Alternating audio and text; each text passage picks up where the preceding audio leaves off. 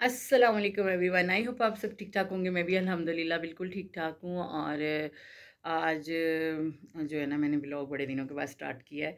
अभी सुबह का टाइम है तो मैंने सोचा क्यों ना, आज मेरी फ्रेंड्स भी आ रही हैं, मैंने उनको बुलाया है। मेरे कज़न की शादी है और मुझे शादी पे जाना है तो बाल को हाईलाइट्स करवाना है, तो मैंने सोचा क्यों ना आप लोगों के साथ ये भी शेयर किया जाए।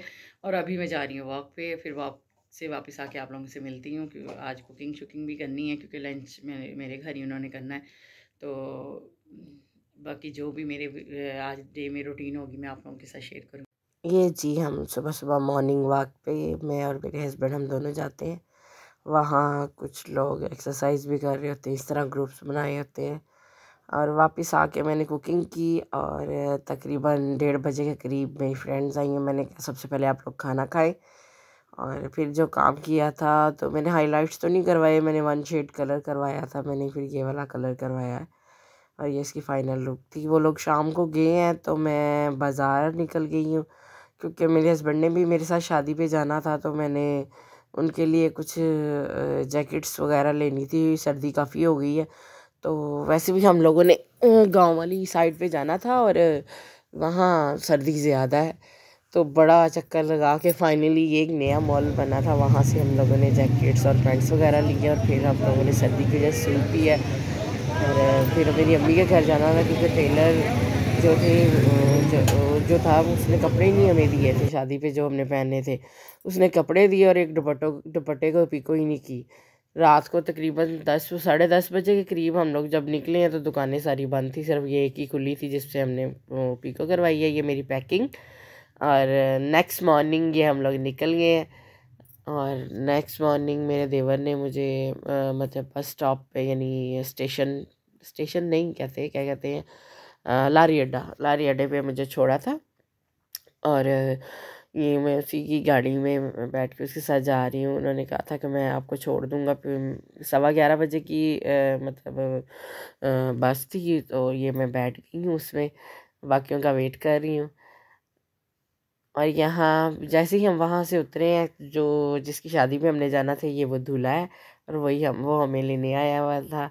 तो हम लोग उसके साथ उसके साथ जा उसके घर गए हैं।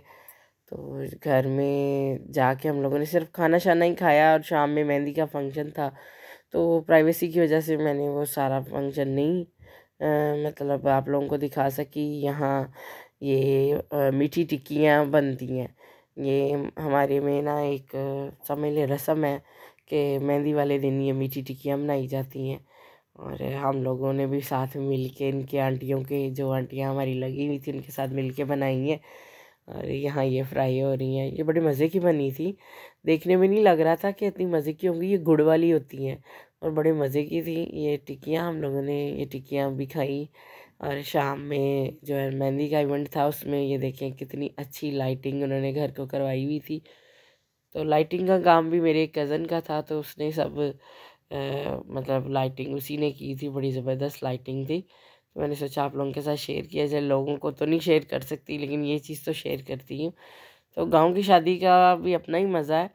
तो पता नहीं अब किस किस ने अटेंड की होगी, मतलब गांव की शादी जिसने अटेंड की उसको तो पता होगा कि गांव की शादी जैसे पंजाबी मूवियों में दिखाते हैं ना, सेम उसी तरह अभी तक होती हैं गांव वाली साइड पे। तो मुझे तो बड़ा मज़ा आया, मुझे बड़ा मज़ा आता है गांव की शादियां अटेंड करने का भी। वहाँ सब कट्टे रात में, और सब ना इस तरह ढोलकी डेली बजाते हैं। जब डेट फाइनल हो जाती है, लोग इंजॉय करते हैं रात में ना, सब अपने अपने काम करके फारग होके ना तो आ जाती हैं जिनके घर में शादियाँ हो। शहरों में तो अब वो वाले मतलब नहीं रहा, तो लेकिन गांव वाली साइड पे अभी भी इसी तरह है कि शादी की डेट जैसे ही फिक्स होती है तो सब रात को ढोलकी के लिए आती हैं 8-10 दिन पहले। और यहाँ ये नेक्स्ट मॉर्निंग स्टार्ट हो गई है। और सेरा बंदी से पहले ये हमारे पीर साहब हैं, जो कि मेरे दादा के भी थे, मेरे अब्बू के, और इसी तरह मैंने अपने चाचू के घर शादी पे गई थी उनके भी। तो वो ख़ुद तो वफ़ात पा गए हैं, लेकिन उनके गदी नशीन आगे उनके बेटे थे, तो ये मेहमान खसूसी थे, ये आए हैं, तो उनका इस्तकबाल बड़ा अच्छा किया गया।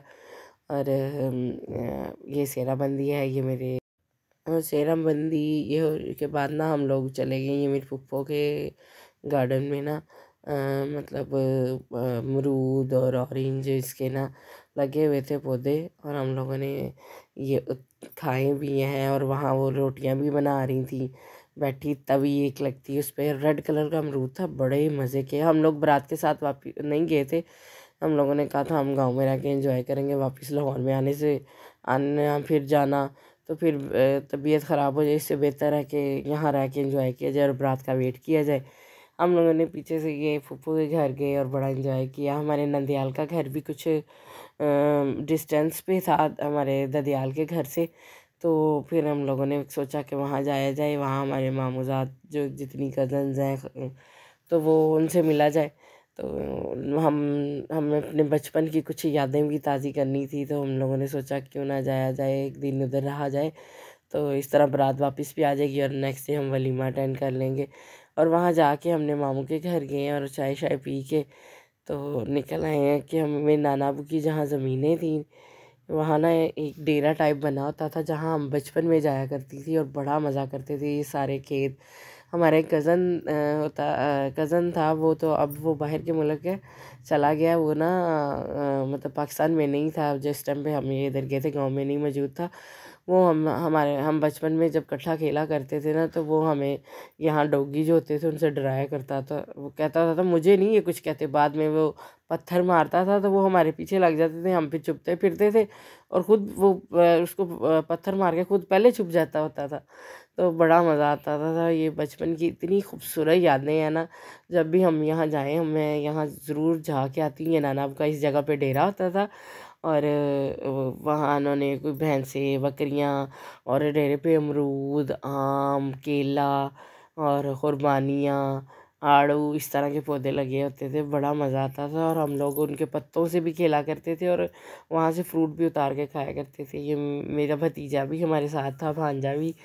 तो बड़ा हम लोगों ने एंजॉय किया और ये दिन हमारा बहुत यादगार रहेगा, क्योंकि बड़े अरसे बाद इस तरह हम दोबारा, नाना वो तो मौजूद नहीं है लेकिन उस जगह पे हम लोग गए हैं। तो मुझे तो बहुत अच्छा लगा यहाँ आके। ये खेत वगैरह तो मेरे मामू के हैं। फिर हम लोगों ने गन्ना और मूलियाँ वगैरह ये खाई हैं। फिर वापस उनके घर आए हैं बड़े मामू के, और बड़े मामू की बेटे की शादी पे हम कुछ अर्सा पहले आए थे। तो वो शादी की हम लोगों ने सोचा क्यों ना मूवी देखी जाए, तो फिर हम लोगों ने ये इकट्ठे बैठ के मूवी देखी और मूंगफली खाई। और वैसे तो आजकल वो छिलकों के बगैर वाली मूंगफली होती है, उससे मज़ा तो आता है, लेकिन जो छिलके उतार के खाने में मूंगफली का मज़ा आता है ना, वो वैसी वाली मूंगफली का नहीं आता। तो वो हम लोग बचपन में भी अगर मूवीज़ देखते थे ना, तो छुट्टियों में जाया करते थे, तो इसी तरह हम कुछ ना कुछ खाने को लेके बैठा करते थे। ये वापसी का मंज़र है जो कि वलीमे के बाद वलीमे से पहले सॉरी हम लोग नानी के घर से अपने दोबारा ददियाल की तरफ गए, अपने चाचू के घर जा रहे थे। तो मैंने कहा रास्ते में खेत इतने खूबसूरत आप लोगों को वो भी दिखाए जाए। तो मतलब ये पूरा वीक के हमारे मेरे व्लॉग हैं, जो मैंने पूरे वीक में शादी अटेंड की और घूमा। मैंने सोचा इकट्ठा ये व्लॉग थोड़ा सा बड़ा ही क्यों ना वो कर दिया जाए। प्राइवेसी की वजह से कुछ लोग नई वीडियोस में आते हैं, तो फिर मैंने शादी का पूरा इवेंट नहीं दिखाया इसमें, लेकिन जो अपना सेल्स पार्ट है वो आपको पूरा दिखाया है मैंने।